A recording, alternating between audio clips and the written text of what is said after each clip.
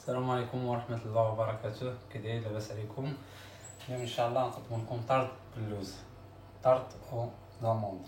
هاد المقادير ان شاء الله اللي غنحتاجو بها 40 غرام هنا ديال اللوز بودر، هنا 150 غرام ديال الزبده، نحتاجو بيضه، 100 غرام ديال السكر كلاصي، 250 ديال الدقيق، وهنا غنحتاجو واحد 2 غرام تقريبا ديال الملحه.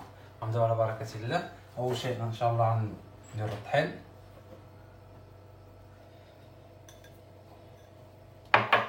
نديرو الملحه، غنزيدو عليها اللوز ديالنا، غنزيدو سكر كلاصي، غنخلطو العناصر مزيان.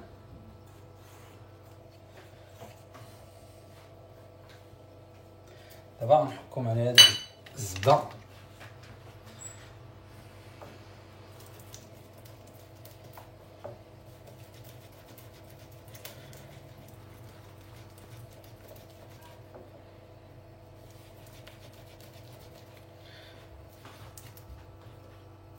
بعد ما حكنا الزبده غنخلطوا العناصر ديالنا مزيان داك الزبده حتى ما تبقاش تبان مع الطحين. غنخلطوه مزيان، من بعد ان شاء الله بحول الله غنضيفو البيض، نجمعو العجينه، نخليوها ترتاح تقريبا نص ساعه حتى ساعه في الثلاجه. من بعد ان شاء الله نخدموها. بعد ما خلطنا العناصر ديالنا دابا نضيفو بيضه كامله تقريبا فيها 50 غرام، صافي غنخلطو مزيان.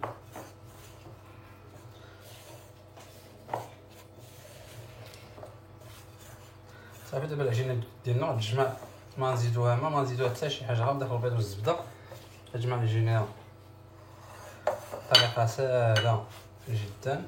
اي واحد واخا الانسان تعمرو ما تدخل الكوزينه راه يصايب هاد الباط هادي.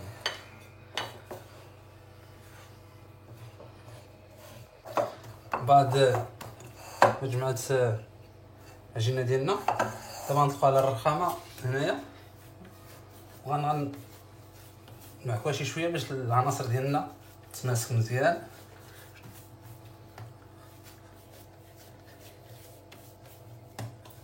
غنزيد على الطحين الاول حتى غنبغي ان شاء الله نطلقها، بعد ديك الساعه غندير لها شويه الطحين.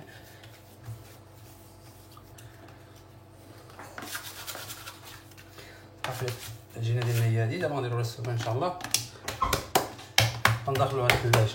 دابا ان شاء الله غنوجدو كريم داموند. بعد ما دخلنا لاباط ديالنا للثلاجه، هاد كريم داموند تحتاج لاي حاجه، طارطوليط، جميع ما يكون. يعني الانسان الا بغى يخدم بها كيخدم بها بزاف، يعني كتحتاج لاباطيسري بزاف.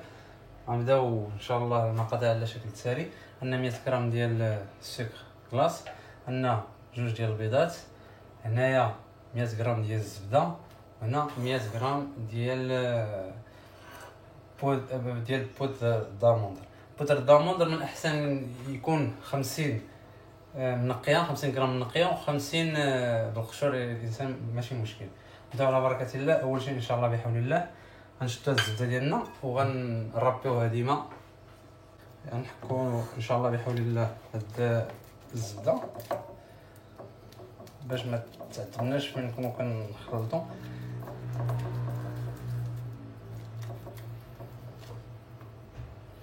دابا غنديرو هاد البودر، غنلوحوه، غنهبطو هاد الزبده هادي اللي بقات لاصقه هنايا، ها هي ما غتبقاش ان شاء الله بحول الله. دابا نخلطو عناصر مزيان، اللوز ديالنا مع هاد الزبده. الانسان اللي عنده الروبو في الدار ماشي مشكل يخدمها، تخدم ساهله بالماكينه ديال العجانه اللي بغا يخدمها. حنا كنديروا هاد الطريقه. الانسان اللي ما عندوش الروبوت ولا شي حاجه يمكن يخدمها بيدو، ماشي شي حاجه صعيبه. بعد ما تخلط ديالنا الزبده مع البودر ديال اللوز، دابا غنضيفو السكر.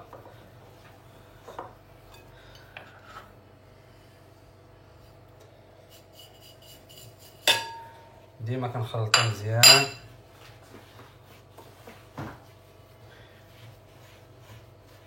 الانسان يركز شنو كنقول ولا الخدمه باش باش تصدق داكشي اللي كيدير، ميبقاش يشوف غير الصوره وينسى الكلام.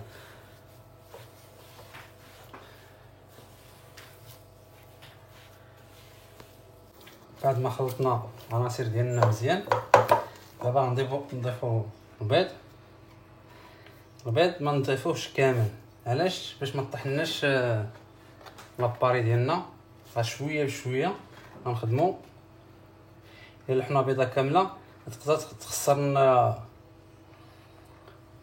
لاباري ديالنا، ما يتخلطوش مزيان، غيتفرز داكشي، غيولي بحال جاري. ولكن الا طفنا شويه بشويه وخلطنا غنحتاجو داك الكريمه اللي بغينا.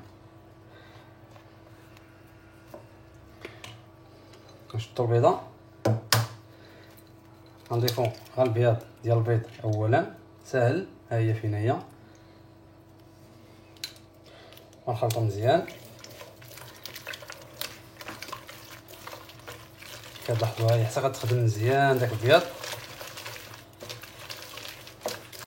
بعد ما خلطنا مزيان، هانتوما كتشوفوا العناصر مازال بحال ما بنت والو. دابا غنلوحو الصفر. يمكن في هذه الحاله يمكن نستعمل الفوي، نعاودوها من بعد غنستعمل الفوي ان شاء الله بحول الله. ها هي تخلطات، ها هي مزيان. الا خويتوا البيضه كامله تقدر داك العناصر ما تخلط لكمش، غتفرز واحد عيا وما تحركوا فيها صافي. يعني خصكم تعاودوا لاباري زيرو. كراتي دابا غنستعملو الفوي بنفس الطريقه. نهرسو البيضه ديالنا ونخويو غير البياض.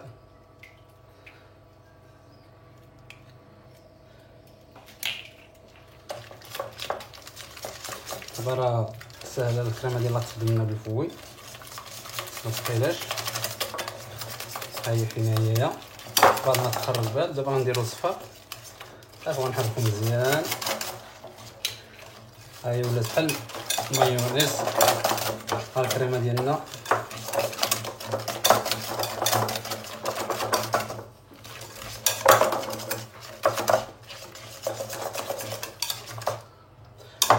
غنديروه في الثلاجه، نجبدو العجينه ان شاء الله نطلقوها ونكملو الفيديو. بعد ما خرجنا العجينه ديالنا في الثلاجه دابا غنطلقوها بهذا الشكل هذا. دابا غنستعملو الطحين. بسم الله.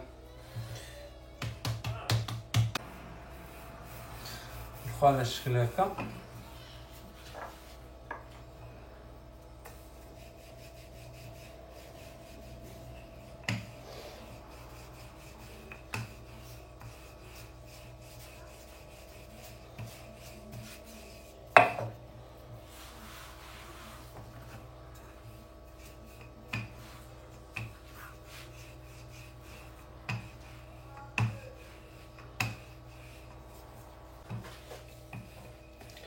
بعد ما طلقنا العجينه ديالنا دابا غنسخوها.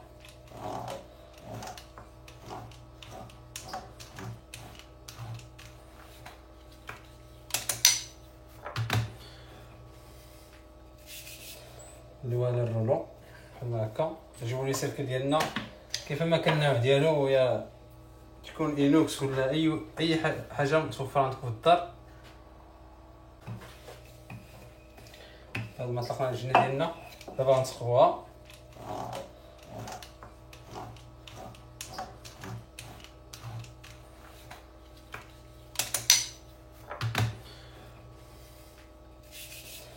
نديروها على الرولو بحال هكا. نجيبو لي سيركل ديالنا كيفما كان النوع ديالو، يا تكون اينوكس. بعد ما طلقنا حطينا في لي سيركل دابا غنديروها ولا كريم داموند.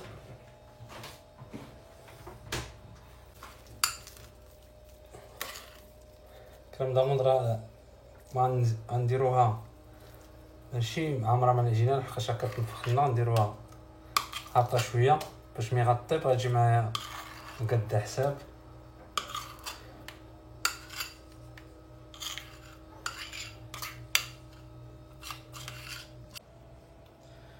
بعد ما طلقنا لاباري ديالنا، عندنا واحد 50 غرام ديال اللوز فيني، غنشدوها غنشدوها من الفوق على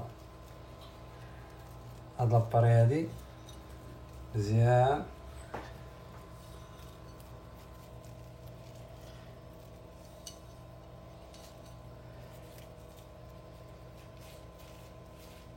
صافي كنضربو عليها شي شويه باش كتشد راسها. دابا بقى لنا الا ندخلوها الفران على درجه حراره 180. الفران يكون سخون من قبل.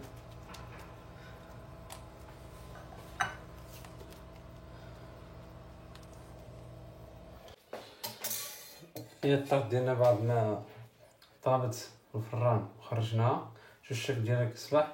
دابا غنقطعوها ونوريكم الداخل ديالها كيف غيكون.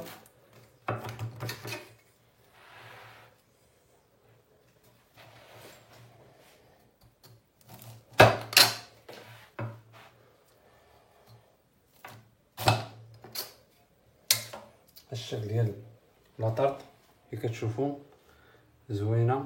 شوفوا من التحت ديالها عاوتاني كي دايره. غتعجبكم ان شاء الله بحول الله. جربوها. اللي عجبو الفيديو ما تنساوش ابوني، تشاركوا مع عائلتكم. السلام عليكم ورحمه الله وبركاته.